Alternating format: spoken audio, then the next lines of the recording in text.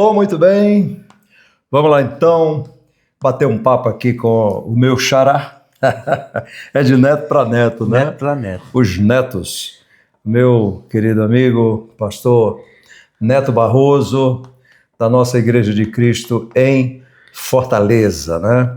Ele que fez parte da diretoria nacional, né, durante esse tempo todo e continua fazendo agora como diretor na Senamic. Judas da Senamic. Você não conseguiu fugir da tesouraria, né? Eu continuo como Judas. Não conseguiu fugir da tesouraria. Estava como Judas lá da Secretaria Nacional de Missões. E tivemos recentemente agora em Martins, no Rio Grande do Norte, Sim. O que foi muito bom, né? Dos 4 da diretoria nacional, 3 foram reeleitos, né? Presidente, pastor Voltman, vice, pastor Esdras, secretário o Joel Medeiros e o tesoureiro. Não podia mais ser. Você não podia mais, senão teria sido reeleito, com certeza. E que, aliás, os outros 3 foram reeleitos por unanimidade, né? Sim, sim. Que é uma coisa que não é fácil, né? Essa coisa de unanimidade na reeleição é sinal de que está fazendo um bom trabalho. Mas o pastor Neto está aqui em São Paulo, esteve comigo aqui agora nesse final de semana, ministrando a palavra ontem aqui na nossa Igreja de Cristo de Interlagos, São Paulo. A Igreja de Interlagos tem que pisar fundo, né? Tem que andar rápido, né? Tem que andar rápido, Fazer a volta bem... Tem que ser Senna, não pode ser Rubinho, Barrichello. Mas aí, nesse caso, eu acho que a gente tem que ser mais para Rubinho do que para Senna, né? Porque quando nós fazemos andar, né? Conforme Deus está fazendo, a gente vai fazer a nossa parte e Deus vai... É isso mesmo. Vai se acelerar também demais. Não pode parar. Você sabe que a igreja, esse dia a gente estava conversando sobre isso, a igreja é como um ônibus, né? Sobe passageiro, desce passageiro, o ônibus continua. E o motorista vai. Se o motorista der problema com o motorista, a empresa manda outro, né? Mas o ônibus não para, ele sai e ele vai até o final. Assim é a igreja, sobe gente, desce gente. O motorista também não pode se apegar demais aos passageiros, né? Porque são passageiros. Mas, pastor Neto, a nossa Igreja de Cristo no Brasil, igreja que eu me converti na Igreja de Cristo, eu sempre conto essa história porque para mim é uma alegria ver hoje a dimensão que a igreja tomou, mas eu faço parte dos 5 primeiros crentes da Igreja de Cristo no Brasil, da região norte do Ceará, Viçosa, que você está para ir lá, que, aliás, o pastor lá, outro xará. É neto também. É xará. É xará, pastor Neto. Neto Vieira. Neto Vieira. Então, foi eu, minha avó, minha tia, meu tio e minha mãe. Fomos os 5. No alpendre da casa do meu avô, quando o evangelista... Foram 2 evangelistas de Fortaleza. Neto, teu avô é aquele morreu com mais de 100 anos, foi? Exatamente. Como era o nome dele? Francisco Justino de Brito. Foi patriarca da família Brito no Brasil e foi até os 105 anos. Então foi na casa dele. Esses evangelistas foram de Fortaleza. Vanzec, Lima e Vicente Souto, né? Eles foram pregar o evangelho para nós. E no primeiro culto da minha vida, eu digo que eu comecei a fazer a obra de Deus antes de eu saber o que era isso e de ter me levantado a mão por aceitação, porque o meu avô, que não era crente, que demorou para se converter, ele era muito católico. Então, no mês de maio tinha as novenas, e ele é quem regia aquilo com o inário na mão, tinha um quarto cheio de imagens e tal, mas ele selou uma molinha lá e disse, meu filho, vai convidar a nossa família, porque tem lá o Jacaré, onde é só família nossa, né? Minha tia, entre essas, uma que teve 21 filhos, então ali era, até hoje, né? Ainda é tudo família nossa. E eu fui o garoto, com 12 anos escolhido para ir convidar essas pessoas. E, rapaz, eu nunca vou esquecer que eu ia montado naquela molinha, garoto com 12 anos, e algo dentro de mim dizia assim, que eu estava fazendo a obra de Deus, que eu não sabia o que era a obra de Deus. Então eu fui lá, convidei aquelas pessoas, à noite alguns vieram, outros não vieram, a grande maioria não veio, era culto de crente, ninguém sabia o que era isso e tal. Então hoje eu vejo que, inclusive em Viçosa, hoje, claro, não só com a Igreja de Cristo, que cresceu, desenvolveu lá, mas hoje tem o Dia do Evangélico, por exemplo, lá em Viçosa, que junta muitos crentes e tal.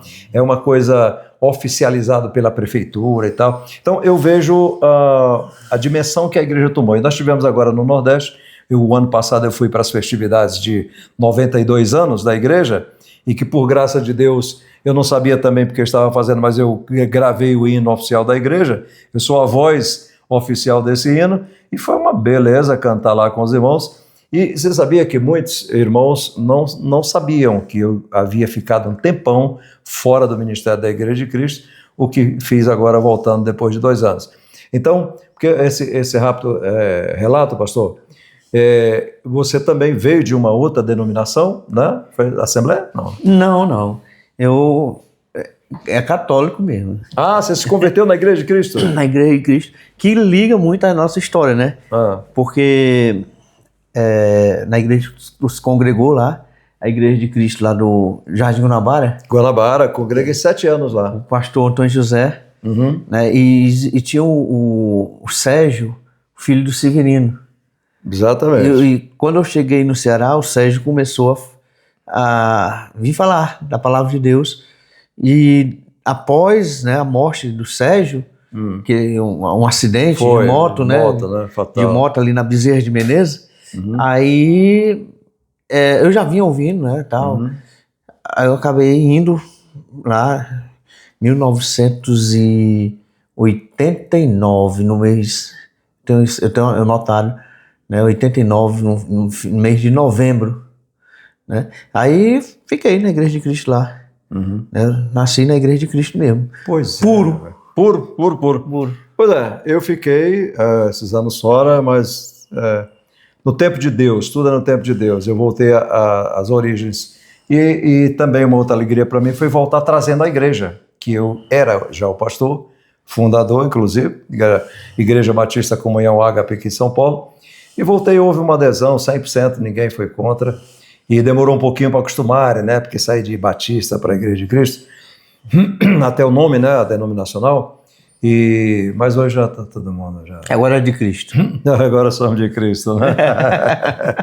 Agora é Igreja de Cristo. Agora eu lembrei do pastor que estava lá, que é engraçado, né? Que falou que na Igreja Batista o único cristão lá é o cantor, né? Cantor cristão. Claro que não. A Igreja Batista é uma igreja bíblica, uma igreja muito boa. Mas, pastor, 93 anos, estamos indo para 100 anos. Um século, né? Um século. Se você volta lá em 1932, 13 de dezembro de 1932, com o pastor João Vicente de Queiroz, Eustáquio Lopes, que eu não conheci. Desses aí eu só conheci o João Queiroz, que inclusive fui batizado por ele. Tal. E você conheceu muito bem? Sim. Pastor João Queiroz, né? Esses bandeirantes, desbravadores, organizadores da Igreja de Cristo. Né? A gente são os organizadores, né? Não chamamos de fundadores, né? Pois pagaram um preço bem alto, plantaram a semente e que hoje nós estamos colhendo. Porque hoje está tudo mais fácil, né, pastor? Sim, muito. Como é que você vê, por exemplo, o começo lá e hoje? Porque hoje a gente tem uma certa facilidade e aí eu poderia dizer assim, não, mas naquele tempo algumas coisas eram mais fáceis. Qual a avaliação que você faz daquele tempo, quando a igreja começou, e hoje? Como estamos hoje? Eu sempre acho, Neto, que a gente deve ter um equilíbrio nisso daí, né? Nós não podemos esconder a história desses homens que foram à frente. Quando nós falamos da dificuldade, eu creio que nós ligamos muito à dificuldade de transporte, a dificuldade às vezes até financeira, né? Mas a dificuldade espiritual era tanto naquela época como também hoje, né? Nós temos sempre essa dificuldade porque a luta é grande, né? Contra aquele que quis armar ciladas, né? E Satanás ele vem com gosto de gás. Então, tanto que essa nossa luta ela é muito espiritual, né? Então, nós temos que valorizar, né? Achar que hoje, né, nós temos muitos pastores novos, né? E a gente tem que entender que essa história tem. Uma igreja sem história, ela não é uma igreja bem completa. Exatamente. Eu sou lá da velha guarda e sei da história da Igreja de Cristo, e o que culminou na fundação da Igreja de Cristo, a organização como Igreja de Cristo no Brasil, que foi a saída desses irmãos da Assembleia de Deus por um ponto doutrinário que culminou nisso, o principal deles, né? A questão da salvação eterna, né? Uma vez salvo, salvo eternamente, que é uma dificuldade imensa das pessoas entenderem, principalmente em igrejas como a Assembleia de Deus e outras que seguiram a Assembleia de Deus nesse quesito. Então isso foi a discrepância na época e fez com que João Queiroz e esses demais irmãos, esse grupo saísse e começasse a Igreja de Cristo dentro desse tema, dessa base de uma vez salvo, salvo eternamente. Como você vê isso hoje? Porque o que eu vejo é o seguinte, novos pastores chegaram vindo de outros ministérios, inclusive desses ministérios que não acreditam desta forma, que acreditam numa salvação quebrável, que se perde, que você tem que lutar pela salvação, enfim, tudo mais, e não acredita como nós acreditamos, que inclusive é uma doutrina bem batista, né? É uma doutrina da Igreja Batista e bíblica, de que uma vez salvo, salvo eternamente, já deixando claro que você não genuíno, pode, né? O verdadeiro cristão. Você não pode perder aquilo que você nunca teve, né? Nem foi você que adquiriu. Como, né? É que você veja? Mas digamos, um pastor que veio de outro lugar, que veio de uma denominação dessa, que não crê desta forma, e se hoje ele ensina isto em nenhuma igreja de Cristo, numa congregação, enfim, como é que você vê isso? Eu não sei se tem, não tenho conhecimento disso, mas como você vê isso? Isso é meio grave, sabe, Neto? Isso é grave porque nós entendemos a questão da salvação, uma vez salvo, salvo para sempre, falamos do cristão genuíno, e até porque não fomos nós que fomos atrás dessa salvação, né, porque foi Ele que desde a eternidade, né, o Senhor desde o princípio, Ele nos escolheu, Ele colocou... Sem entrar na questão também dos presbiterianos que creem na predestinação, né? Sim. Ok. E aí o que a gente percebe hoje, né, como nós não podemos desprezar, eu admiro, nós temos um pastor, ele é muito admirável por mim. Né? Ele mora em Fortaleza, o pastor João de Souza. João de Souza, é um patrimônio da Igreja de Cristo, há muitos anos eu não vejo ele. Está tombado de todo jeito. Patrimônio tombado.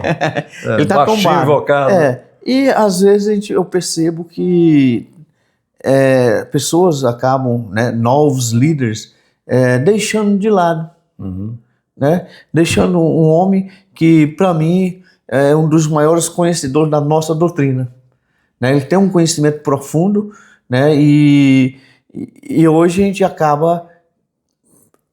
gente corre pelo Brasil todo e a gente conhece pessoas, nós sabemos, né, que nós estamos chegando a 93 anos, daqui a 7 anos completar 100, se Deus né? quiser. 100 anos, dentro de mudança de milênio, mudança de século, né? Isso nós completando 100 anos, e a gente percebe que a Igreja de Cristo, ela, em relação a esse avanço, né, doutrinário, nós estamos deixando um pouco solto. Sabe? Estamos deixando um pouco solto porque a igreja, ela... Você entende que está tendo uma certa falta de cuidado, uma displicência, digamos assim? Porque a minha preocupação, digamos, se eu posso chamar de preocupação, veja, vamos voltar um pouco lá atrás na igreja primitiva, que manteve uma igreja bíblica, perseverava pura, na doutrina dos apóstolos, até o ano 133, mais ou menos por aí.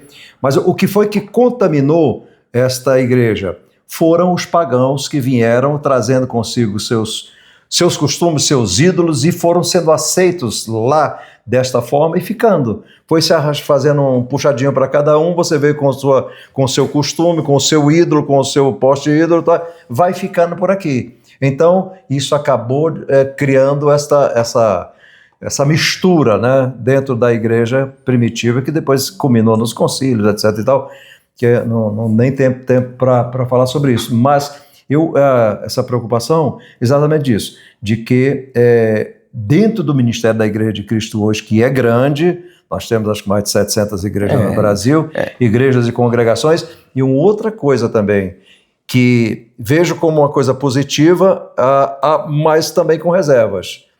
É um ponto, sei que é um ponto delicado hoje falar sobre isso, as fusões, né? As fusões. Porque, por exemplo, eu voltei para a Igreja de Cristo, mas eu era uma igreja batista que mantive durante 25 anos a doutrina integral, forma de batismo e tudo mais, e a doutrina da salvação eterna. Nunca tive problema.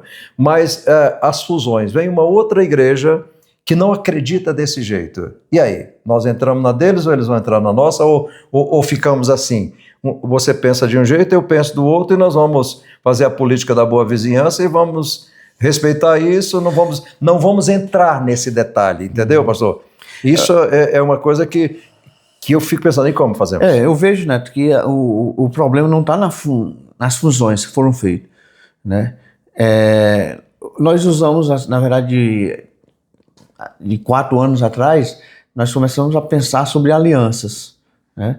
E Deus usou, né, a questão com o Sul, né? Nós temos uma história bastante parecida, no mesmo ano, eles lá são do mês de agosto. Interessante, né? Isso, né? Nós somos aqui do mês de dezembro, né? Entendo que todos, isso foi no segundo semestre do ano de 1932. Entendi. Então, assim, nós tivemos alianças, e essas alianças, ela foi feito algo cuidadoso, né? Mas pelo que você está vendo, a tua percepção, essa fusão, né, ela não se derivou muito de tanto assim, porque veio pastores. Eu penso que ela está na questão da obediência, porque nós confundimos muito essa questão da autonomia da Igreja de Cristo. Então parece que hoje cada igreja faz o que quer, do jeito que quer, da forma que quer. Nós temos igrejas, infelizmente, hoje da Igreja de Cristo, como se fosse igreja neopentecostal, né? Complicado. Se olharmos para o que aconteceu no ano de 1932, que não foi só o ponto da divergência, né, da questão da salvação, que até quando eles usaram, da questão de você não dar o dízimo, né, você não é salvo. Mas hoje também existe isso ainda dentro da nossa denominação. Aí, né? Tem pastor que prega isso na nossa igreja? Quem não der dízimo não é salvo? Não é que a gente tem, a gente sabe de conversa, diz assim, se o cara não é dízimo, porque a visão porque acaba não querendo tratar o ensino, mostrar da forma correta de como é que é, e é muito mais fácil eu persuadir você. Mais fácil persuadir um irmão, é mais fácil persuadir a pessoa quando eu não ensino, né? Eu não trago um ensino honesto, não trago um ensino verdadeiro, aí acaba, rapaz, aí faz uma pressãozinha, né, rapaz? Você não nasceu de novo, você não é por isso ou por aquilo. Mas a fusão, né, assim, porque nós usamos aliança, mas a fusão hoje, a gente pouco tem assim realmente de dizer que a igreja tal, a igreja B veio e se juntou a nós. Começou agora recentemente ter essa aliança e que está sendo uma aliança bem... E o pastor lá da Argentina também, né? É um outro tipo de aliança, distante, né? É uma outra aliança. Eu creio que isso a gente vai falar depois sobre essa situação, mas é uma outra aliança. A Igreja Cristã da Argentina, eles têm uma aliança fraterna. Né? Uma aliança fraterna. Como nós estamos tendo agora a aliança fraterna com as igrejas que se chama a Igreja de Cristo Americana, que tem também uma parte da história deles, da nossa história, está ligada a eles. Entendi. No ano de 1927. Muito bom. Pastor, você tocou um ponto interessante. Já não é o primeiro pastor que eu vejo, inclusive falam comigo, porque a idade vai chegando. O Brasil, existe uma cultura de que, tanto você vê no mercado de trabalho, passou de 35 anos, o cara tem sérias dificuldades para arranjar um emprego, enquanto no país de primeiro mundo como os Estados Unidos, o homem que se aposenta é disputado pelas empresas até por causa de sua experiência, né? Sim. E talvez seja por causa disso que é a primeira potência do mundo. Já o Brasil é sempre uma malandragem de que o jovem aceita qualquer salário, e ele está começando, então prefere-se o jovem, né? Ele se rende ao sistema. No caso de pastores, por exemplo, quando eu digo que eu já vi pastores, como você citou o caso de João Souza, que é uma enciclopédia doutrinária, por exemplo, sabe muita coisa da Igreja de Cristo, mas você acha que a idade, os novos que vão chegando, porque não passa, vamos pensar que o João Queiroz e todos aqueles homens nunca sentaram no banco de uma faculdade, de uma universidade, eram homens com pouco estudo, e sequer fizeram um seminário. Mas cheios do poder. Eram cheios da unção de Deus, e Deus realmente revelava a ele ali a interpretação, a exegese bíblica, a hermenêutica vinha de Deus. Você acha que hoje, por causa dessa facilidade de hoje, das universidades, dos seminários, dos pós, que hoje estão ao alcance de uma certa classe, não de todos, mas de uma boa quantidade, isso acaba atrapalhando e deixando o idoso que vem pagando um preço há muito tempo. Quando eu digo idoso, o pastor que está com 75, 80 anos, deixado de lado. E como é que você vê isso, digamos? Qual é a tua percepção em relação a isso? O que eu percebo é que a gente acaba criando, né, novos líderes com falta de conhecimento histórico, que não conhece a história da Igreja de Cristo. Claro que nós temos, acima da história, nós temos Cristo. Né? Eles leem a história, mas não viveram, né? Aí nós estamos criando hoje, e o que eu percebo, devido à internet, né, a facilidade, hoje você faz um doutorado, eu conheço pessoas doutorado que fez um doutorado pela internet.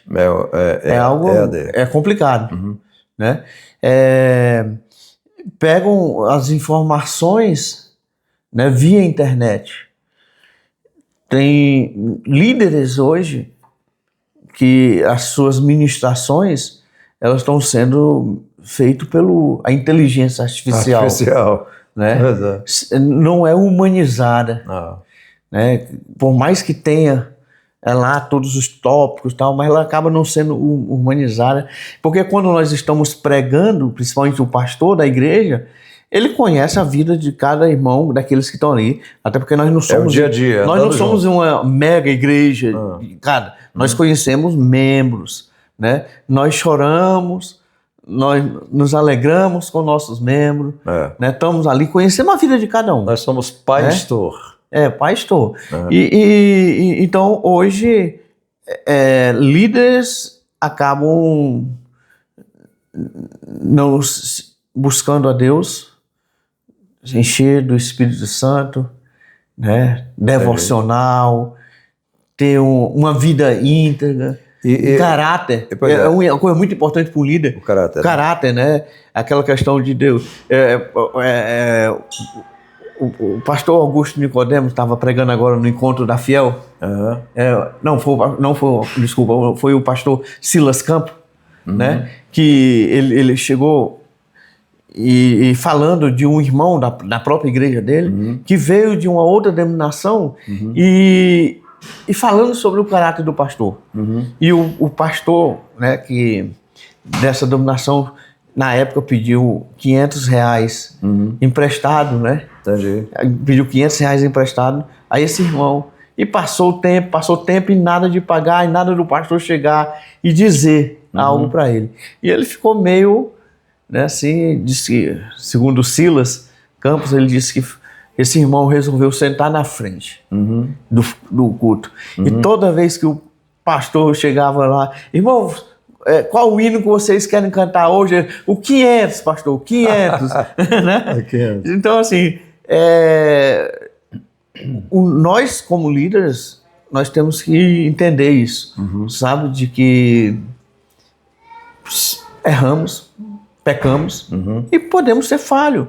Mas ser honesto, rapaz. Você diz, rapaz, olha, infelizmente eu não tenho como te pagar isso aqui. Entendi. E ficar prorrogando, porque vai piorando a situação, né, dos nossos líderes. Mas aí onde como nossa denominação, nós estamos falando isso. Entendi. Nós estamos falando como a nossa denominação, às vezes nós não estamos falando de empréstimos, mas nós estamos falando hoje de líderes que a igreja tem compromisso, como a CAEB, né, tem que comandar, e acabam, dizer assim, e não mandam.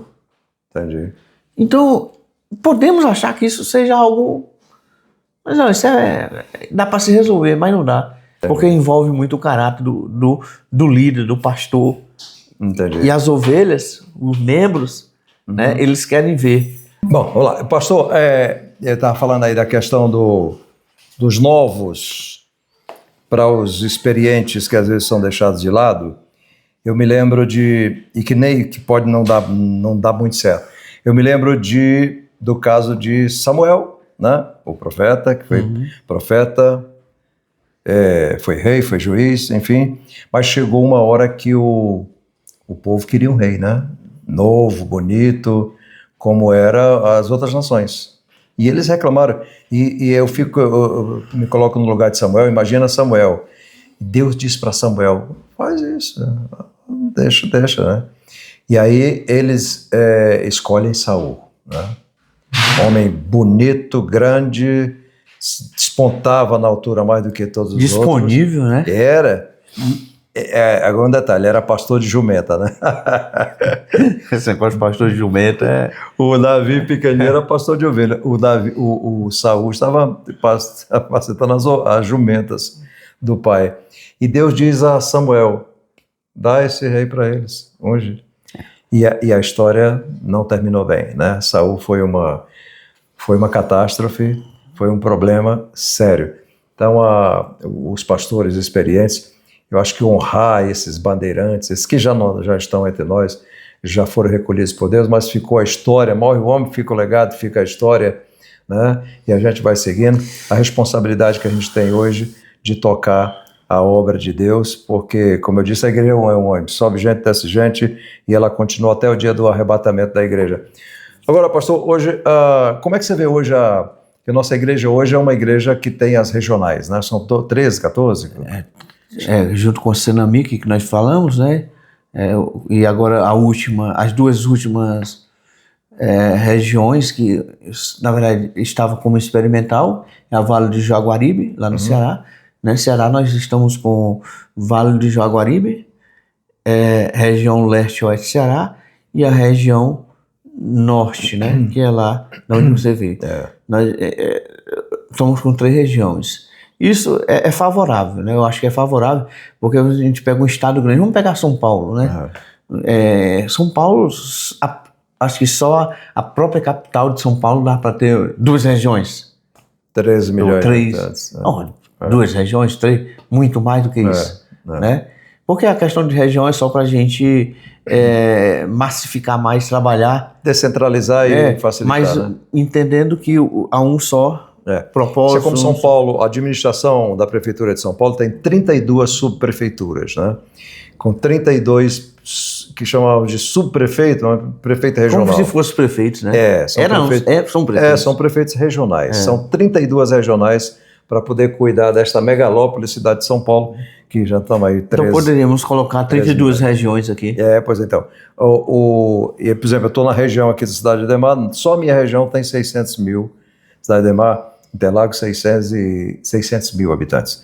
Ok? Então, descentralizou para que essa obra possa ser tocada com mais eficácia, enfim, porque não dá para carregar o fardo um só.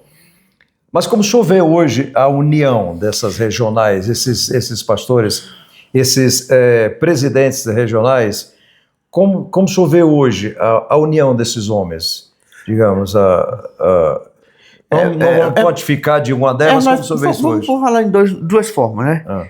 Eu penso que a união da fraternidade, ela é muito boa, né? Os presidentes, todos eles têm um bom relacionamento, mas agora a união a fraternidade do reino, essa união, ela poderia melhorar mais, né? A gente poderia melhorar mais isso aí. Por quê? Nós não estamos falando de qual é a região mais forte, né? Nós não estamos falando aqui de que vamos ser que a região Ceará, leste-oeste Ceará seja a região mais forte. Aí nós podemos ficar em uma soberba muito grande, mas nós somos um corpo. Nós somos um corpo sendo Cristo cabeça. Entendi. Mas se nós temos se nós temos essa união, vamos dizer assim, entendendo isso, todo o corpo vai trabalhar auxiliando o outro, né? Então, hoje, dessas nossas regiões,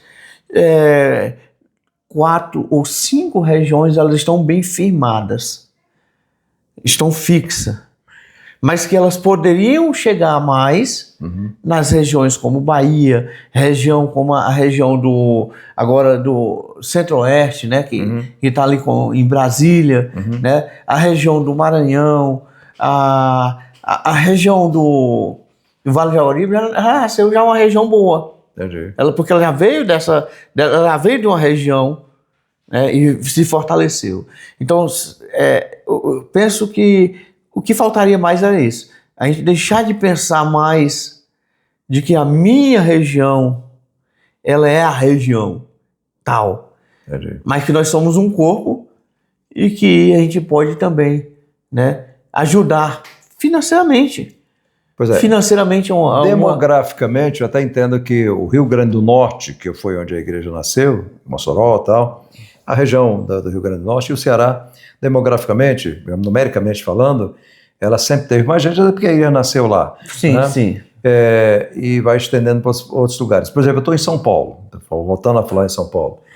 Na questão demográfica de São Paulo, nesse formigueiro que é São Paulo. A Igreja de Cristo tem 50 anos em São Paulo, um pouquinho mais até, 50 e... A Vila Missionária fez 50 anos agora recentemente. Tem mais de 50. 50 anos, mais de 50 anos.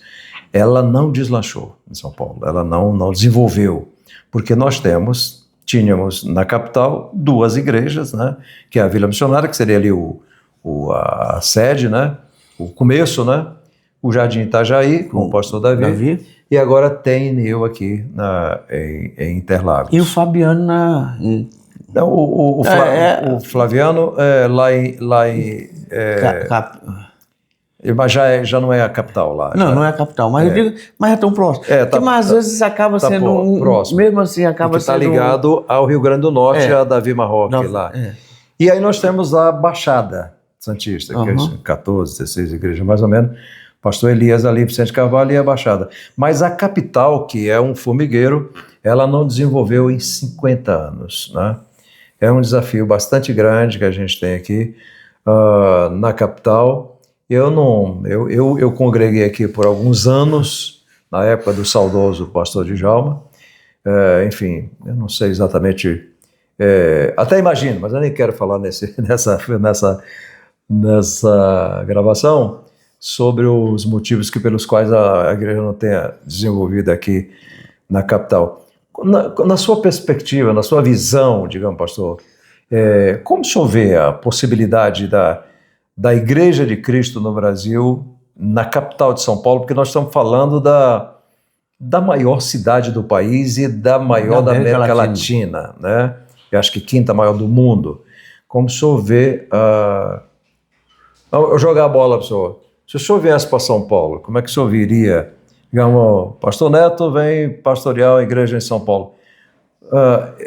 Até pegando Fortaleza e São Paulo, como o senhor viria a possibilidade, o foco de crescimento dessa igreja? A gente pode ver isso aí, Neto, assim, da forma bem, bem clara. Quando nós estamos falando de uma mega capital, né? E que... O sonho, né, às vezes, como um profissional, como uma empresa, mesmo ela começando, às vezes, no Areste, começando no Sertão, seja onde for, dizer assim, que um dia eu chego na capital, né? Ou seja, sonho é de chegar na capital, de chegar na capital. Aquele sonho de quando você está estudando, né, de assim, olha, quando eu sou um bom profissional, vou estar lá em São Paulo, né? Os melhores médicos, os melhores... Então... O menino que joga no time quer chegar na seleção. Tem que passar por aqui, né? Ou passava Rio, ou passava São Paulo, né? Agora não, agora tem que passar direto para a Europa, né? Não passa pela Europa. Então, essa situação, né? Eu acho que a gente precisa mudar a nossa visão. Por isso que o que nós falamos anteriormente, da gente achar que eu tenho a melhor região, aquilo, mas que a gente tem que pensar aonde está, vamos dizer, São Paulo tem o quê? Só aqui na região, na Megalópolis, 13 milhões de habitantes. 13 milhões Isso de na capital, porque são 39 cidades emendadas. É a capital mais 38, que soma mais de 22 milhões. 22 milhões, pois é. Então pega esses 22 milhões e a gente tem um projeto de ter uma igreja de Cristo em cada capital, né? Mas olha só como é interessante. Juntando todas as capitais, você vai juntar, não vou dizer todas, porque eu não sei como é que está, algumas capitais aí, mas vamos lá. Juntar as capitais do norte, vamos juntar as capitais ali do centro-oeste. São 27 capitais do nordeste. Elas não chegam a essa quantidade de pessoas que nós temos aqui. Né? E que seria um referencial. Né? Seria um referencial. Hoje, né, nós temos que abrir a nossa mente e achar, porque porque eu sou o melhor, eu sou isso. Não, nós temos um referencial. Né? Qual seria o referencial? Pai, vamos ter que implantar. É um sonho daquele que começa com uma empresa de fundo de quintal e depois ele se tornou um dos maiores exportadores do mundo. Para ele se tornar um dos maiores exportadores do mundo, ele entrou uma hora ou outra dentro do mercado de São Paulo. Né? Para entrar na Bolsa de Valores, ele vai entrar aqui. São Paulo é conhecido também como a locomotiva do país. Né? Tudo é maior aqui. Agora, em relação à igreja, os pastores que estão aí em outros lugares, as dificuldades que a gente tem em São Paulo, porque quem está de fora fala, tanta gente e tal. Mas também tem igrejas para todos os gostos. Né? Você pega uma avenida como nós estamos, deve ter mais de 20 igrejas na mesma avenida. Igrejas e igrejolas, né? E lugares que é vendido como igreja, mas não tem estrutura nenhuma doutrinária, bíblica, tem para todos os gostos. E também a questão espaço físico. Eu estive lá no Nordeste, e é fácil construir o templo no Nordeste, construir templos lá em algumas cidades do Nordeste do Brasil, dos rincões do Brasil, porque terreno é muito barato. É barato em relação. Quase de graça. Né? E aí os irmãos mesmo constroem os templos no tamanho que quer. Enfim, aqui nós estamos no palmo quadrado mais caro do país. Né? Então, e não tem muito espaço para a igreja.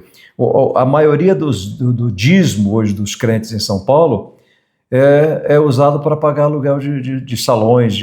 Que são altíssimos. Altíssimos. Aqui na avenida que eu estou ali há 25 anos, e há 23 anos eu estou naquele lugar, e agora na iminência de comprarmos, se Deus permitir, mas vale R$1 milhão. Mas qualquer espaço do tamanho que eu tenho ali, de 500 metros, é acima de R$20 mil de aluguel à mensalidade. Né? Então é tudo muito caro. Então tem isso.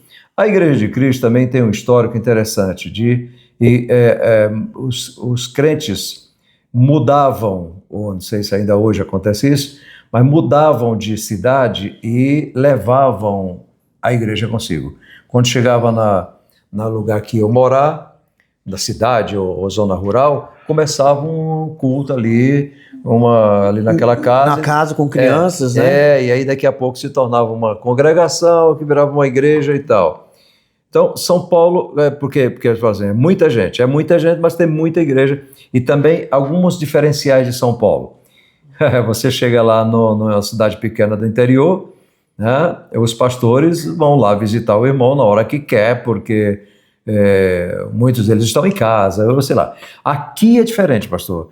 Aqui você tem que marcar com a pessoa, porque se precisar de uma visita, porque ela não está em casa, ela levanta de manhã cedo e vai trabalhar e chega de noite e tal. São Paulo é trabalho, né? Diferente do Rio de Janeiro, que é mais diversão. São Paulo é trabalho. Então, a igreja precisa estar antenada com todas essas facilidades e dificuldades. Então, é mais fácil algumas coisas aqui, mas tem muitas outras dificuldades que em outros lugares do Nordeste, por exemplo, não tem. Principalmente essa questão do templo em si, lugar para acomodar pessoas, entendeu? Temos o outro lado também, né? Porque quando nós falamos de igrejas, né, que às vezes é altíssimo, né? Uhum. O metro quadrado, né? Porque o Nordeste, né, principalmente na capital, Fortaleza, um exemplo, ela tem um dos metros quadrados mais caros do Brasil também, em algumas, né? Mas nós não temos igreja ainda aonde esse metro quadrado é caro, né? Mas a igreja está mais na periferia, né? Trabalhamos mais na periferia. E a periferia de São Paulo, ela é cara também. Também. Né? Também. Você também conseguir uma casa nos morros, uma igreja, não é muito viável. Porque nós precisamos de estacionamento. Pastor, hoje, qualquer shopping nem se fala, mas digamos, inimaginável um shopping sem estacionamento. Supermercados, esses atacadões, você pode ver que o espaço do estacionamento, em muitos casos, é maior do que onde estão os produtos em si. Hoje, qualquer shopping, qualquer canto, é assim, né? Eles acabam tendo estacionamento esse em todo lugar. Mas, veja bem, né, também. Só que, pelo lado, quando se pagam, às vezes, vamos dizer assim, uma igreja paga aqui um absurdo, né, de aluguel. Às vezes, na maioria das nossas igrejas no Nordeste, né, se hoje eu conheço muita gente no Ceará e visito pastores que não tem, as suas igrejas não têm uma renda de, às vezes não chega a 3 mil. Né? E você imagina que 3 mil ainda tem que pagar um obreiro. Pois é. Né? E o obreiro é complicado, ele está se doando, ele está fazendo aquilo dali, né? Aí ele precisa também de recursos, ele precisa de mantimento, tem filhos, né? E pregar a palavra sem ter pó de café em casa, açúcar. Pregue pela fé e tal. Sem gás em casa. Pregue pela fé. Aí o cara tá pregando lá, aí ele tá fazendo um estudo aqui, tá olhando pro estudo, aí vão já cortar a energia. Cortar água. Não vai ter água. Não tem gás. Aí tal. A mulher diz, amor, cadê a água? Amor, não é coisa nenhuma, já tá... Mas vai buscar, né? Como moçareza. Pois é, pastor. Mas vai fazer alguma coisa e tal. Aí como é que vai trazer uma palavra saudável? Aí que tem que ter o cuidado, né, dos regionais, das regiões, com os seus pastores. Como é que está a vida desse camarada? Como é que se não está faltando nada? Porque eu ouvia muito essa coisa de, não, tem que viver pela fé. Viver pela fé não é viver passando fome. Sim, né? sim. Deus não quer isso. Imagina um pastor que está passando essa privação de ver uma luz cortada, um gás que acabou e não ter gás. O filho querer tomar um sorvete não pode. Não poder e tal. Isso é uma coisa inconcebível.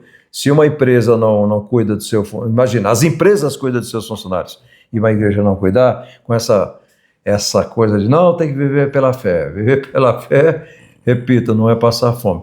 Eu acho que tem que tomar muito esses cuidados. Mas voltando a falar de São Paulo, pastor, São Paulo, muita gente não sabe, mas aqui dentro da capital de São Paulo, nós temos 2 aldeias de índio, dentro da capital. Nós temos o Morro da Saudade, que eu já fiz trabalho lá, já cheguei a levar 12 ônibus lotados para a aldeia de índio, né?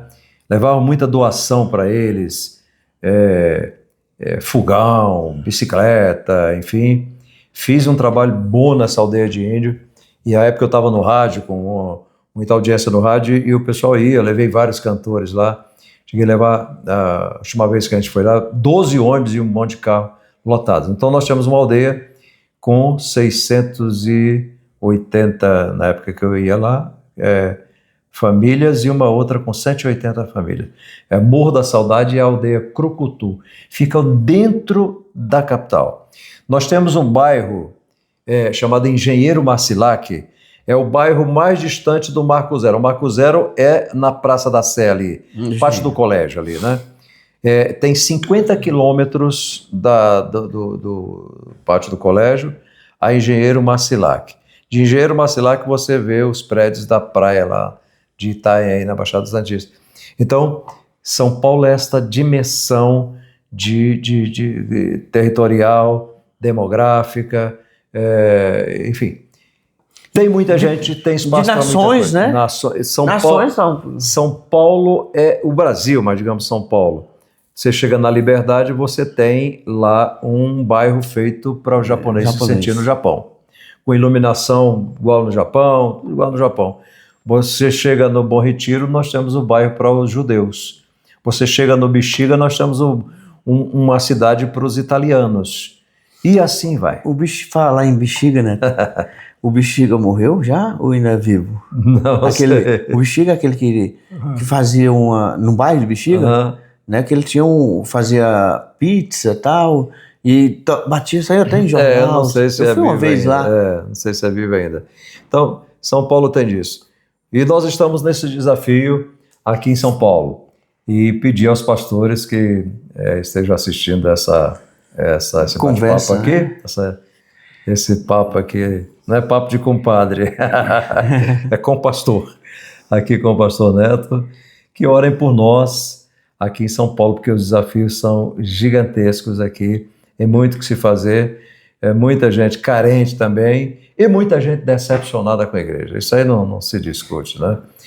Talvez a facilidade que eu via naquele tempo em relação a hoje, é que embora, por exemplo, eu pego como, por exemplo, Viçosa, o catolicismo era muito forte, nós éramos perseguidos pelo padre e tal, chamava a gente de comunista, quando as pessoas não sabiam o que era comunista, e aí ficavam, comunista, eu com 14 anos preguei lá na Passagem da Onça, explicando para as pessoas o que era comunismo e o que era cristianismo, abria a mente de muita gente e tal, 2 anos de convertido, eu com 14 anos. Então nós éramos perseguidos ali. Mas em outros lugares as pessoas ouviam o evangelho, paravam para ouvir e tal, e acreditavam na pregação que o pastor falava. Hoje o pastor está muito desacreditado, por causa dos picaretas infiltrados no reino, vamos dizer assim, e isso acaba prejudicando os que fazem um trabalho sério. É verdade. Eu deixei de trabalhar, né? No secular. 26 de maio de 2017. Né? Ali onde eu trabalhava, que era o Tribunal de Justiça do Estado do Ceará, prestando serviço 20 anos lá. Olha aí. E o meu desejo era de ficar 100% na obra, trabalhando, mas não deixando de construir tendas. Entendi. Assim, construir tendas que a gente, para o nosso mantimento, porque sabendo também que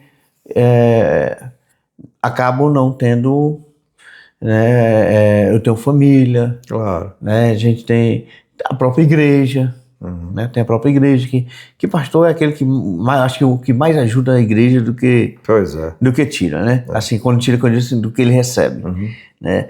E nesse período a gente acaba, Neto, vendo que tem que ser pela fé, sabe? É pela fé, é o Senhor que mantém, e nós temos que fazer a obra do Senhor. Então, para nós terminarmos o nosso pequeno bate-papo aqui, né? A minha visão é que a gente deveria pensar mais no reino. Entendi. Sabe? Para que a gente possa avançar. A Igreja de Cristo vai completar 93 anos, próximo de 100, mas ainda precisamos nos organizar muito administrativamente, que é necessário. Às vezes as pessoas dizem, para que nós precisamos de estatuto, para que nós precisamos disso? Não, é porque a própria Constituição, o próprio exige, código, né? o código, né, o Código Civil lá, né, exige da igreja, né? E tem um lado bom também, né? Uma igreja que ela está bem organizada, né, ali, ela é uma igreja que ela não está pagando IPTU, ela é imune, né? Tem até um livro agora, né, um merchandising aqui, né? Nós temos um livro do pastor Márcio, né, falando sobre o direito, que vale a pena adquirir esse livro, né, porque às vezes nós estamos cantando louvores, nós estamos agindo alguma coisa da igreja e achamos que pode fazer, não, eu estou fazendo de qualquer jeito, mas hora ou outra você pode ser surpreendido. Hoje e você tem o direito na sua mão. Numa época perigosa, né? Alguém pode reivindicar um direito autoral, inclusive de uma música cantada na igreja. No livro dele explica também isso. Agora, pastor, uma família pequena é mais fácil de organizar, de manter ali o ensinamento e tal. A família grande, ela cresceu, aí fica mais difícil, né? É igual aquele casal tem um casal que tem 2 filhos e beleza, educa, é mais fácil. E tem aquele casal que tem, vamos voltar ao passado, as mulheres tinham 21 filhos, né? A família cresceu demais, aí perdeu o controle da coisa e fica mais difícil e tal. Hoje a igreja cresceu, numericamente falando, né? Hoje a igreja... Eu até perguntei para o pastor Esdras, mas até agora eu aproveito para te perguntar. E ele ouvindo aí, e depois relembra e fala. Você sabe hoje quantas igrejas, entre igrejas, vamos falar em templos, mas igrejas e congregações, nós temos no Brasil como Igreja de Cristo. Você tem Pois é isso que eu falei, nós vamos fazer 100 anos, nós não temos ainda um levantamento... Um censo. Eu acho que quem tem o melhor... Quantas igrejas e quantos membros nós temos no Brasil? Nós não temos esse censo real.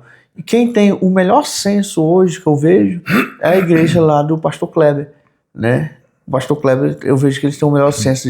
Eles sabem quantos membros, eles sabem quantos tem de pastores, diáconos, as diaconisas, presbítero, né? Templo, né? E nós acabamos assim, quando se trata num todo, né?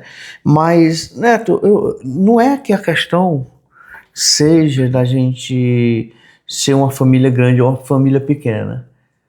Ela se resume em uma coisa: na obediência. Porque nós somos cristãos, né? Nós estamos falando de algo que é Cristo cabeça. E é isso que nós pregamos. O que os líderes pregam é o que as igrejas elas estão reunidas por esse motivo, né? Agora, o que falta é obedecer. Nós terminamos agora a conferência da Fiel que falava sobre autoridade, né? Como prestar contas. Né? Autoridade, conferência da Fiel, que não é a torcida do Corinthians. Não, essa daí vai ensinar outras coisas. Né? Mas assim, no Ministério Fiel, falando sobre autoridade, como prestar conta. Né? E uma das coisas que eu achei interessante é que diz assim: não há autoridade sem submissão. Com certeza. Sabe? Para que a gente venha adquirir autoridade, eu tenho que ser submisso a algo. Entendi. Aí é essa que assim, nós estamos grandes, estamos pequenos. Porque nós podemos pegar uma família grande e ser uma família próspera. Não estou falando de prosperidade financeira, mas uma família próspera, dizer, é uma família. Mas como nós podemos hoje pegar uma família pequena, né? E essa família não ser uma família próspera. Entendi. Né? Por quê? Porque ela não está na submissão. Entendi. Nós queremos autoridade, mas não queremos estar na submissão. Ok. Você tocou num ponto interessante, que aliás fica aí a dica, né? Hoje o pastor Voltman é o presidente nacional e de levantar com as igrejas e fazer um censo que nunca foi feito, né? Para se saber quantos membros hoje a Igreja de Cristo tem. Eu acho que passa de 50 mil, mas não se tem esse número, digamos assim. Eu vi lá no Encontro Nacional os pastores das regionais, que eu acho que ela é meio caminho andado. O pastor dizendo, temos tantos presbíteros. Vamos dizer que é meio caminho andado e meia verdades. Tá? Alguns relatórios a gente sabe que são meias verdades. Foi feito por inteligência artificial. Porque veja bem, nos últimos 4 anos nós temos trabalhado, né, com a questão das nossas carteirinha e tal, né, para a gente ter um censo. Mas nós pagamos hoje. Eu preciso mandar a foto para o pastor, mandar a minha carteirinha que eu não tenho. Hoje a Igreja de Cristo no Brasil, né, nessas 2 últimas gestões, que eram 2 anos, agora vai ser diferente, né, nessas 2 últimas gestões nós conseguimos hoje, nós estamos com, vamos dizer, nós vamos para um evento, uma conferência, um congresso, um encontro da região.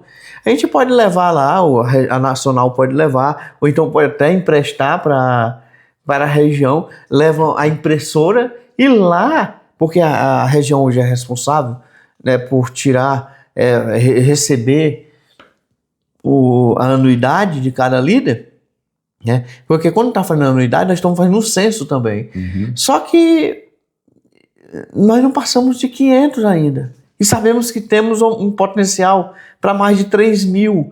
E só temos hoje não temos 500, estava 400 e poucas. A carteirinha? Não, nem carteira não era. Veja bem, esse daí foi um censo que nós fizemos. A carteira ela ajuda, mas foi um censo de cadastro, porque nós pedimos ao obreiro, pedimos aos pastores, né, que leve para a sua igreja, digo, olha, nós queremos saber quem, tá aqui um link, bem simples um link para fazer no Google Form, só faça aqui o seu cadastro, porque nós estamos querendo saber quantos pastores nós temos, quantos presbíteros nós temos, uma coisa simples, que às vezes uma organização não religiosa, ela consegue isso rápido. Eu, como um profissional liberal, né, o Conselho Regional de Economia, através do Conselho Federal de Economia, eles é algo assim instantâneo. É claro. Não, e hoje porque você só vai poder exercer facilidade, né? Se faz por aplicativo. Você só vai poder exercer se for assim. Chega a conta lá no dia, né? Enquanto nós falamos de 10% da nossa contribuição, né, da nossa contribuição de obreiro, de um salário mínimo, né, eu, como profissional liberal, a gente está pagando quase R$800 e pagamos com gosto. Pagamos lá, tá aqui. Sabe, porque senão você não vai exercer. Você não pode exercer. Mas não é importante, não é só questão de exercer. Eles sabem quem são os ativos, quem é inativo, quem está adimplente e quem está inadimplente. Entendi. E nós precisamos avançar isso. Dentro daquilo que eu falei. Quer autoridade, pastor? Esteja submisso. Entendi. Hoje nós estamos vivendo uma época de facilidades e a internet está aí, não se pode não valorizar isso para usar da melhor maneira possível para se levar a mensagem, para se comunicar e para a administração, inclusive, na questão de administração de membros, enfim, então hoje está tudo muito mais fácil. Vou te fazer uma pergunta... Para finalizar, né? Vou te apertar, né? Vou te apertar. A gente estava falando hoje informalmente, lá na mesa do café, e tal, mas eu não lhe perguntei qual é a sua opinião. Qual é a sua opinião, como é que você vê hoje? Porque hoje nós temos uma gama grande de homens e mulheres trabalhando na obra de Deus, né? Brasil afora, né? E eu, esse encontro nacional... Você quer me deixar de calça curta aqui, né? Eu ainda fui para... Ainda hoje eu tenho na minha cabeça o concílio, né? Porque nós chamamos de concílio, né? Hoje é encontro nacional. Foi o meu primeiro, depois do meu retorno, e eu vi que ainda não era o momento, mas eu estava na intenção de levar uma pauta sobre a questão do pastorado feminino, entendeu? Porque no meu entendimento, a igreja que ainda não reconhece o pastorado feminino está perdendo, ou pelo menos cometendo eu posso dizer assim, deixando de reconhecer um trabalho muito importante feito pelas mulheres, né? A questão de, não, mas o ministério pastoral feminino, não tem mulher pastora na Bíblia. Também não tem diaconisa, também não tem presbítera, e nós já temos presbíteras na Igreja de Cristo e tal. Eu te falo isso porque a minha mulher é pastora, consagrada, né, e tal. E já veio como pastora, e as que vêm assim, a igreja aceita e tal, como pastora, mas ainda não é reconhecido na Igreja de Cristo o ministério pastoral, feminino. Entendo também que, não concordo, digamos, a menos que precise, né? Porque a mulher, fora de série, se precisar, elas fazem mesmo.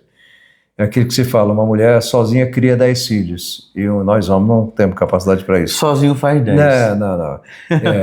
Faz até mais. Mas aí, eu não concordo muito que uma mulher sozinha dirige uma igreja, mas ela ao lado do marido pastor, e que nem toda mulher de pastor também tem chamado pastoral, mas há muitas que têm, e são chamadas de missionária, ou o famoso título, mulher de pastor. E essas mulheres, mesmo sem ter um reconhecimento por parte da igreja, elas estão aí trabalhando, fazendo a obra de Deus. O ministério reconheça ou não, eu acho isso muito nobre por parte das mulheres, porque elas entendem que o reconhecimento vem de Deus, né? O que seria de nós sem as mulheres, cara? Nós estaríamos, primeiro nem nascer tinha, né? Mas o ministério pastoral feminino, como é que você vê isso? De chegarmos numa regional, numa nacional, num encontro nacional, e levarmos uma pauta dessa e isso ser aprovado, ou que regionais tenham a liberdade, digamos que nós temos 13, 14 regiões. Essa regional aqui não aceita, mas essa aqui entende que pode fazer. Como é que você vê isso? Como eu te falei, a autoridade ela tem que estar debaixo da submissão, né? E hoje, algumas regiões, e não são todas as regiões, porque isso se resolve em conselho, uma pauta dessa, né? E eu creio que em breve nós vamos estar trazendo isso de volta, né? Sobre o que já foi tratado em outros concílios e não passou, não é isso? O que a igreja, o que nós como Igreja de Cristo no Brasil, né? Como instituição, né? Nós estamos ali fazendo, porque aceitamos como mulheres presbíteras, né? Que é a mesma coisa como pastora, tá? Mas hoje estão querendo reavaliar, né? Porque a dificuldade que nós temos hoje é da mulher ela governar. Mas nós temos presbítero. Quando você fala reavaliar, você vê que pode voltar isso, retirar essa coisa de presbítera ou avançar para o pastorado? Eu acho que não avança. Você acha que não avança? Eu acho que não avança. Eu acho que a tendência Por que seria que não avança? Eu acho que a gente precisa... Seria uma questão bíblica ou machismo? Não, acho que machismo não. Eu acho que é questão mais bíblica e eu acho que precisa ser olhada... Mas assim, será que nós encontramos na Bíblia? Porque para formalizar uma doutrina, eu preciso ter pelo menos uma meia dúzia de versículos que me dê base para isso, e nós não temos. Porque esse tempo aqui nós não vamos encontrar, assim, vamos dizer aqui, debater, aí a gente vai passar o dia todo, né? A gente vai passar o dia todo, mas assim, hoje nós, em conselho, aceitamos mulher presbítera como uma ressalva. Ficou para algumas regiões, né? A região, se não quiser consagrar, ela tem essa liberdade. Aqui quiser consagrar, que foi o caso do estado do Ceará, né? E ele tem essa liberdade também, né? De consagrar. E aí, nas nossas reuniões de Conselho Nacional, né? A gente reconheceria quem? As presbíteras do Ceará. Foi o exemplo, estou dando aqui como exemplo Ceará. E tem outros cantos que fazem. É porque quando eu digo que a questão de avançar, é porque quando a gente olha para nossas regiões mais centradas, não estou dizendo nem na questão da palavra, mas centrada como da onde nasceu a Igreja de Cristo no Brasil, né, que a gente vai pegar ali Rio Grande do Norte e pegar o Ceará, né, na maioria das pessoas que estão lá, eles já pensam em reavaliar isso aí.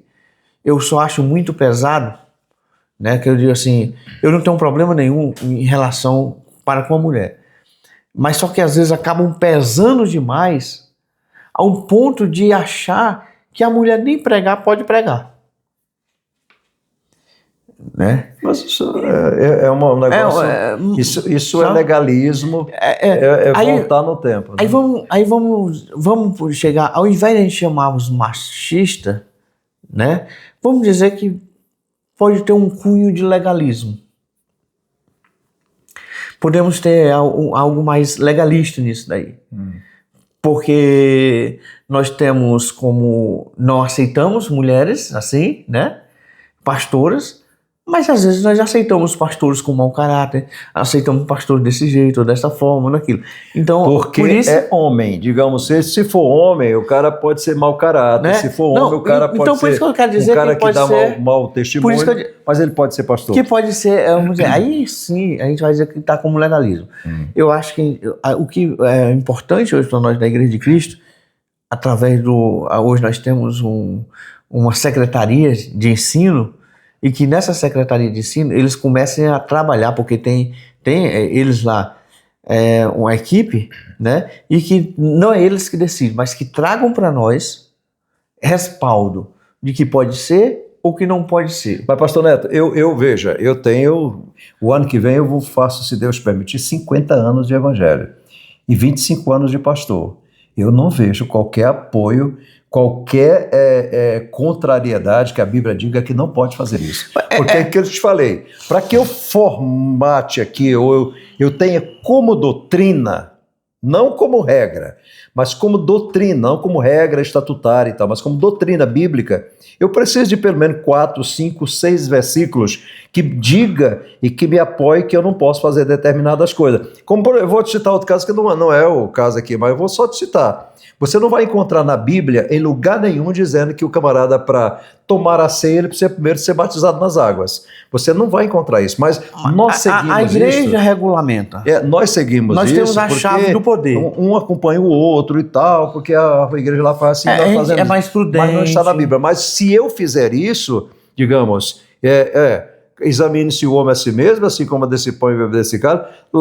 Quando alguém se converte lá na igreja primitiva, uma multidão daquela, ninguém foi perguntar se era casado, não foi perguntar nada disso, para se batizar também, ou a questão da ceia, que era diferente, como é hoje. Mas o detalhe é o seguinte, vamos voltar ao caso das mulheres. Eu não acho apoio bíblico nenhum para dizer que não pode. A menos que eu volte lá na questão de Paulo, diz assim, as mulheres estejam caladas na igreja porque não lhes é permitido falar. Situação. E ninguém ali era uma outra obedece situação. aquilo também. Então, o que eu vejo é o seguinte, se perde quando não se reconhece uma mão de obra maravilhosa que é das mulheres. Repito, eu entendo que não é toda mulher de pastor que tem chamado pastoral. Se não tem, amigo, claro que você jamais faria isso.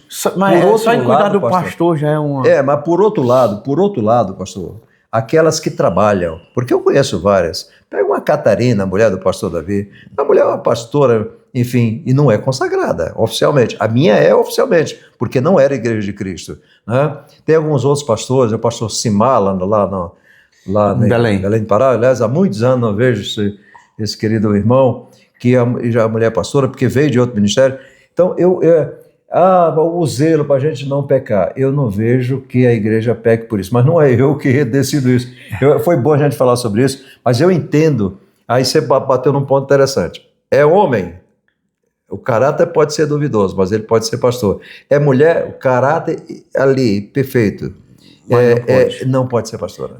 Por isso que o charme da Igreja de Cristo também, né, assim, a beleza da Igreja de Cristo é essa liberdade que nós temos.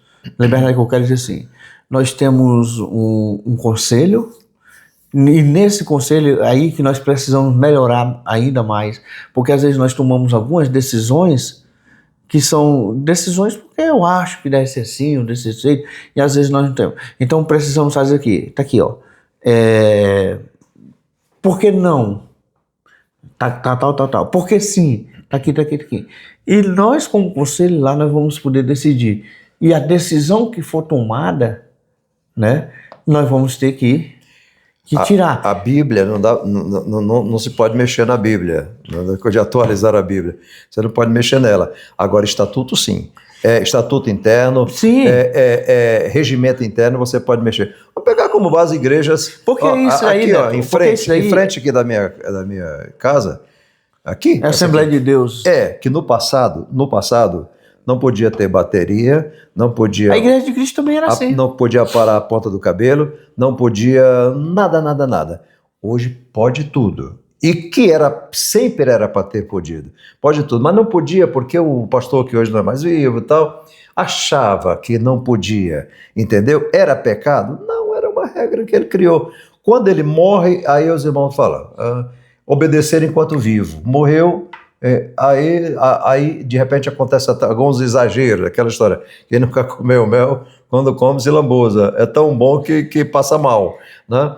Então, são assuntos delicados, mas eu acho que a igreja, eu achei muito bom o tema do nosso encontro nacional esse ano. O mesmo evangelho, né, para novos tempos, não é isso? Mesmo evangelho para novos tempos. O evangelho é imutável, mas os tempos mudam. Uma coisa era 1932 tem algumas outra coisa é 2025. Nós só temos que separar, né, do que é secundário, o que é algo que, assim, que não vai mudar. Porque às vezes nós estamos tratando de alguns assuntos que são secundários, que dá para a gente caminhar junto. Certo? Mas quando nós vamos tratar sobre o assunto aqui daquilo que nós cremos, como a Bíblia é regra de fé e prática para a nossa vida. Né? De que ela é a palavra de Deus. Ela não pode deixar de ser isso jamais, como uma verdade, né? Ela é a verdade absoluta, claro. E não vamos trazer agora como aquela confusão que teve, né, da atualização da Bíblia, né?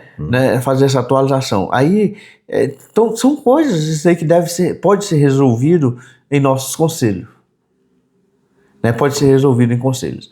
E que para isso eu acho que a gente tem que pedir, como líderes, como pastor, a gente tem que ter discernimento de todas essas coisas.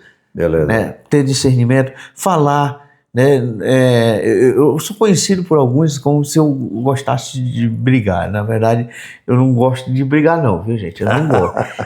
Eu gosto de... também não, só quando precisa. Eu gosto de chegar assim, sabe? De chegar assim e dizer, mas por quê? Isso. Agora, quando se trata muito num líder sem caráter, essas coisas todas, para mim é algo complicado. Que a gente pode trabalhar, mas a gente tem que afastar. É verdade. A gente tem que afastar porque, né, esse homem... Nós estamos vivendo hoje a época da burocracia, do negócio muito amarrado na lei também, porque na época, agora você falando sobre isso, na época dos primórdios, de um João Queiroz da vida, isso resolvia muito fácil. Mas vamos lá. Ele passava a mão naquele narigão dele e ele chegava lá e ele tirava. Não tinha que dependia do cartório, não sei de que e tal. Simplesmente tirava. Entendeu? Como aconteceu, por exemplo, em Viçosa. Mas veja bem, ó. Quando nós estamos falando aqui, né? Que eu disse assim, olha, no início aqui desse último tópico, quando eu disse, olha, é meio difícil, né? É meio difícil a gente... Mas nós temos que sentar.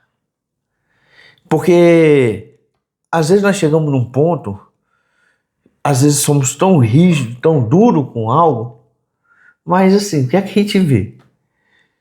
Que mulher não pode isso e aquilo, aquela coisa toda. Quando sai da roda de conversa entre os irmãos, com os amigos, e vai ali no quarto, trancou a porta, a mulher olha assim pra você e diz, como foi mesmo que você falou? Aí o cara baixa a crista todinha. Não dá ideia pras mulheres, só fazer uma grevezinha que logo consagram vocês a pasta. Dá uma baixa a crista todinho, né? Aquela cor toda. Quer dizer o quê? Às vezes machão só fora do quarto. Existia um programa, quando estou lembrado aqui, como era o nome, o cara era machão todo, mas depois era outra situação, né? Põe esses machão aí para dormir na casinha do cachorro. Então, você está entendendo? Então, assim, mas mesmo assim, mas como é bíblico, nós temos que olhar para a palavra de Deus. Mas porque pode e porque não pode. Né? Então, acho que nós precisamos sentar honestamente e discutir isso aqui honestamente. Mas se tiver na regional e esse assunto vier, você vota favorável ou não? Guarda, não precisa. Vamos ver no dia lá. Gente, nós precisamos analisar, né? Todo mundo já sabe qual é o meu voto, né? Em relação a isso. Mas, pastor, bom o nosso papo aqui. Foi um prazer poder recebê-lo aqui em São Paulo, né? Eu que agradeço. Aqui na nossa humilde toca. Disponha da gente. E pastores que vierem a São Paulo, tem aqui o quartinho do Eliseu, viu? Tem aqui o quartinho do Eliseu. Tem uma mesinha, uma quartinha com água fria. E se duvidar, até um pão, né? Tem. Disponha da gente aqui em São Paulo. Veja aí que o Neto aí tá sendo bem machista, né? Só tem um quarto do Eliseu. E tem da Eliséia também. Aliás, dessa vez ele veio armado, né? Veio com a esposa. E o segurança. E o segurança. Quando em casa o pacote é completo, né? Só não trouxe a sogra, mas trouxe o sogro, né? Então, um abraço aí para todos os pastores, pastor Égio, pastor Voltman, né? Agora lembrei, eu não posso mais fazer a minha brincadeira, né? Rapaz. Eu falava que um pastor cearense era melhor do que um pastor alemão. Mas Agora eu posso falar, o pastor presidente alemão. Mas hoje, Neto, pastor alemão não é mais pedigree. Pois é. Então, misturado. Deus abençoe a cada pastor.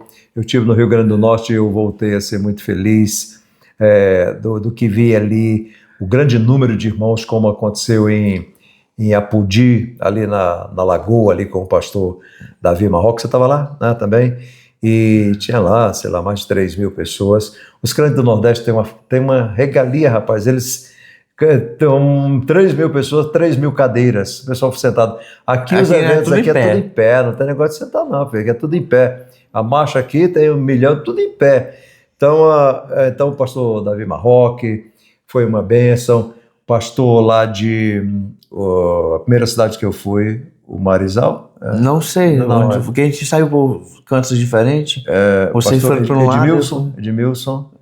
Edmilson é lá de Martins, não? Não. O outro é de Marizal, O Marizal, né? Edmilson, pastor... E tem outro, são 2 pastores de Felipe Guerra também, gente. O Isaac. Pastor Isaac, pensa no camarada, gente boa. Enfim. Boa de peia, viu? Todos os pastores. Isaac o pastor Mossoró, Francinils. Francinils, camarada, gente boa. Enfim, a todos, citar nome é bem complicado, mas a todos, em Natal, por exemplo, no Papódromo, foi maravilhoso. O pastor Kleber recebe sempre bem ali. Quando cantamos ali no Papódromo o hino, rapaz, foi tremendo. E tem aquele pastorzinho que é agitado, rapaz, o Erinaldo. Isso, rapaz, pensa no camarada elétrico. Ali é um adulto com TDAH, né? TDAH ali é 7, viu? De 7 para 8. Pensa num camarada alegre, gente boa, cantou comigo lá e foi maravilhoso. Então é isso aí. E Fortaleza eu fui na igreja do meu querido amigo pastor Gerson Paulino, né? Eu vi lá. Gerson Paulino, no Parque Potira. É um dos pastores mais antigos lá. Porque o pastor mais antigo era o pastor Pedrinho, né? Pedrinho, mas ele faleceu. Recolheu agora. Pedro Pereira de Sena. Pedro Pereira de Sena. Aí ficou agora o pastor Gerson. O outro Gerson já foi também, né? Gerson Queiroz. Né? Queiroz, Aí agora nós estamos aí com o pastor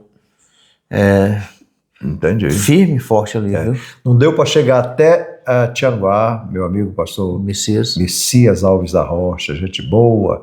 Se converteu logo depois que eu me converti. E quando aconteceu o problema com a Igreja de Cristo em Viçosa, o pastor Messias era novo convertido, rapaz. E ele assumiu a igreja. E hoje é esse grande pastor daquela região lá, pastor Neto, em Viçosa. Não deu para chegar até lá. Mas eu quero, se Deus permitir, fazer uma viagem para Fortaleza, de lá indo para Serra Grande, para Ibiapaba, para estar com os irmãos lá. Né? Amém. Então, pastor, Deus o abençoe. Eu agradeço, obrigado. O nosso bate-papo e Deus abençoe grandemente. Vota nas mulheres. Amém. Deus abençoe.